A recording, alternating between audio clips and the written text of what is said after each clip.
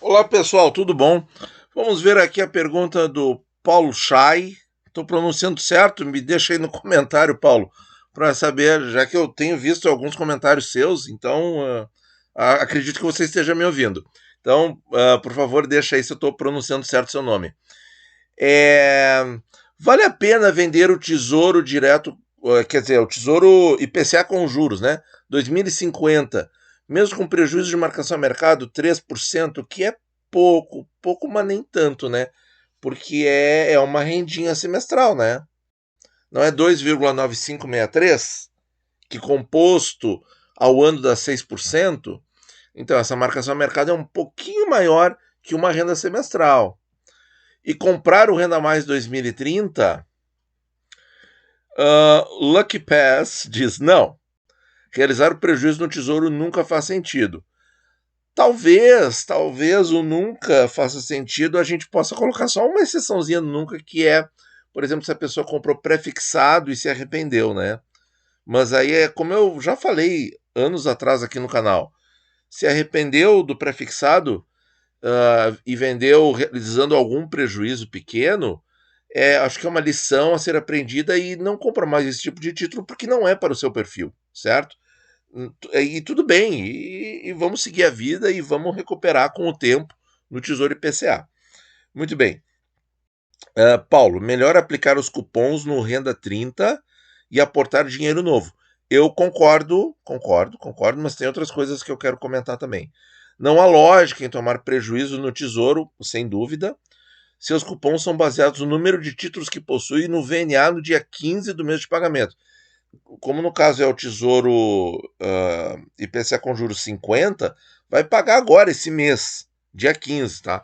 Então assim, vendendo agora, se você pensar em recomprar mais barato, também não faz muito sentido porque o que vai sair do título é exatamente o cupom. E aí você ainda corre risco de uma marcação a mercado desfavorável, ou seja, da taxa cair nesses primeiros dias após o pagamento do cupom. Porque quando a taxa cai, o preço fica mais alto, né? Se valoriza. Porque o mercado está muito em ping-pong, né? Essa que é a verdade. Ele tá ali subindo e descendo todo dia. Todo dia. Ele está fazendo movimentos antagônicos em relação à véspera, né? Tenho percebido isso. Mas o que eu queria acrescentar aqui? Eu tenho, Paulo, e demais amigos do canal, eu tenho uma posição em Tesouro IPCA com juros 50, que também tem alguns momentos de prejuízo, principalmente aqueles títulos comprados em 2019. 2019 foi o ano do derretimento da taxa de juros no Brasil com a aprovação da reforma da Previdência. Foi ali que começou a ter IPCA mais 3, começou a ser uma rotina. Foi ali, tá? Em 2019. E foi nesse ano também, no finalzinho do ano, se não me engano, 4 de novembro, que nós tivemos a taxa mínima nos tesouros IPCAs, que foi longos, que foi 2,87 ou 97, agora eu não tenho certeza, mas foi por aí.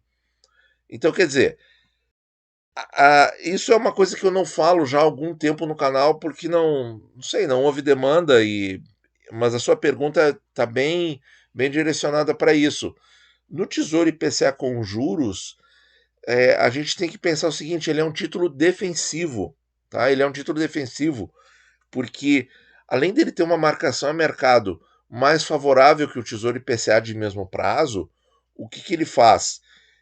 Ele oscila menos com essa marcação a mercado mais favorável, certo? Claro, o 50 ainda tem muito prazo pela frente, mas ele, por exemplo, ele tem menos duration que o 55 que está sendo vendido hoje, tem menos duration que o 45 principal e tem uma duration parecida, se não for quase que na mesma casa do 35 principal. Então, assim, correr o risco de marcação a mercado do IPCA 35, eu acho bem confortável. Agora, por que eu digo que ele é um título defensivo? Porque ele te paga o juro semestral e você reinveste, que é a ideia que o Carlos falou aqui, ó. Melhor aplicar os cupons, então pega o juro semestral do IPCA 50 e aplica então nesse novo Renda Mais.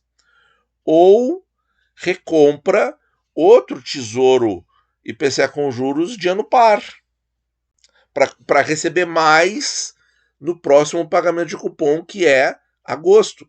Eu estou falando isso com referência ao cupom, certo? Então, assim, é assim que o título vai te defender. Porque, por exemplo, o título caiu de preço, mas não importa, porque a renda segue exatamente a inflação e a quantidade de títulos. Então, como todos os títulos Tesouro IPCA com juros de ano par pagam na mesma data, não importa se é o 40, o 30, o 32, o 50 ou o 26. Não importa. Eles vão pagar tudo junto, só que uns vão acabar primeiro, outros vão acabar depois. Mas eles pagam tudo junto em 15 de fevereiro e 15 de agosto de cada ano. Então, se com esse juro você comprar nem que seja uma fraçãozinha a mais do IPCA 40, por exemplo, o que vai acontecer? Você vai ter mais títulos no próximo pagamento e esse bolo vai ser maior. Só pelo fato de você ter mais títulos, mesmo que sejam frações.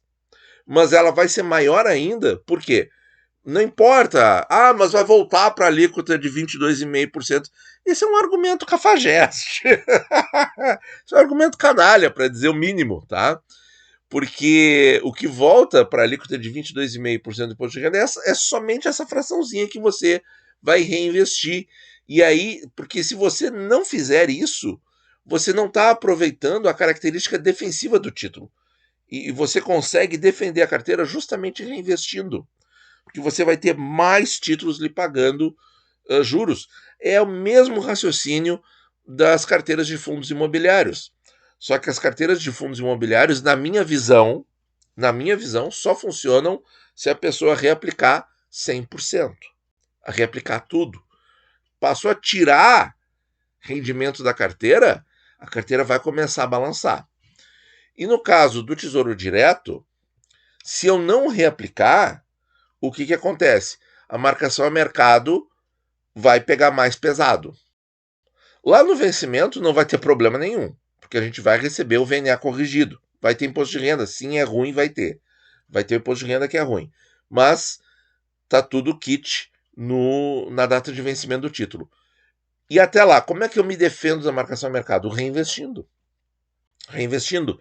E aí o mais interessante seria reinvestir nas NTNBs de ano par. E não no Renda Mais. Se a gente for ser estrito senso, assim, bem, né, bem acadêmico, bem certinho, né, reinveste aquele título nele mesmo ou no seu substituto, etc, etc, etc, né? Ou, no caso das carteiras de fundo imobiliário, reinveste o que for de fundo de papel em fundo de papel, o que for fundo de tijolo galpão em fundo de tijolo galpão, o que for de fundo de tijolo escritório em fundo de tijolo escritório e assim por diante, tá? Mas aqui, então, e a outra diferença, muito, muito importante, é que o Renda Mais a gente gasta o patrimônio, pessoal. Se está pensando em aplicar no Renda Mais visando a gastar, tem que ter muito planejamento. E é uma decisão extremamente pessoal, tá? Mas, por outro lado,